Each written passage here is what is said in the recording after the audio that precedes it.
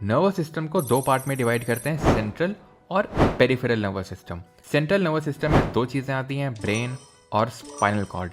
Brain को भी further तीन पार्ट में डिवाइड करते हैं, फोर ब्रेन, मिड ब्रेन और hind brain.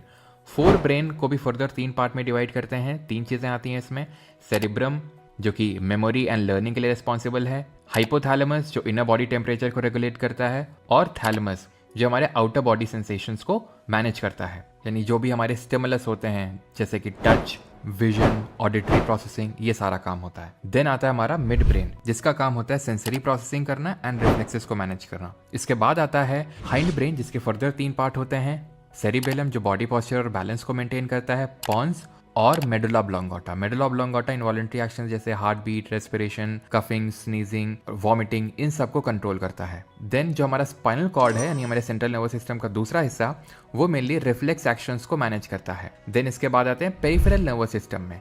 Peripheral nervous system जितनी भी हमारी नर्व्स हैं, क्रेनियल नर्व्स जो 12 हैं पेयर्स में जो कि हमारे ब्रेन से निकलती हैं, और स्पाइनल नर्व्स जो टोटल 31 है पेयर्स में, ये पूरा जो नर्व्स का सिस्टम है इसी को ही हम पेरिफेरल नर्वस सिस्टम बोलते हैं।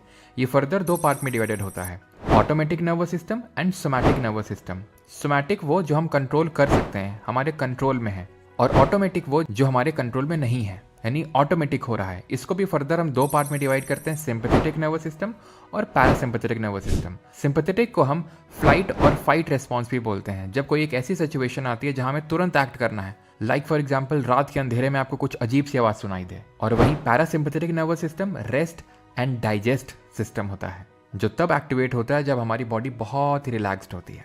वैसे एक और नर्वस सिस्टम होता है जिसको हम बोलते हैं एंट्रिक नर्वस सिस्टम, जो कि हमारे गैस्ट्रोइंटेस्टाइनल ट्रैक्ट या फिर जीआई ट्रैक्ट या फिर हमारे गट में प्रेजेंट होता है, जिसको हम ब्रेन इन द गट या सेकंड ब्रेन के नाम से भी जानते हैं। और इसमें भी बिलियंस ऑफ न्यूरॉन्स होते हैं, और ये हमारे सेंट्रल नर्वस सिस्टम के थ्रू या फिर मोर इम्पॉर्टेंटली ब्रेन के थ्रू एक नर्व के थ्रू कनेक्टेड होते हैं, जो कि हमारे बॉडी की लॉन्गेस्ट नर्व होती है।